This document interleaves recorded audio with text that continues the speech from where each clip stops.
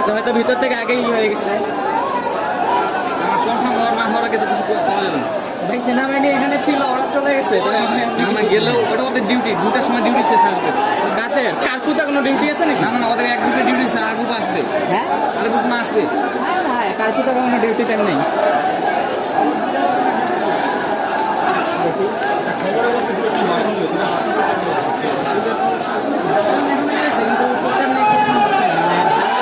দিচ্ছেন তাই নাই এখন ওয়েটিং দেখাচ্ছে, হয় নাই। তারপরে নেট ছেড়ে দিছে, বুঝেন না? নেট খুলে দিচ্ছে। এই যে নেট শখ ভাই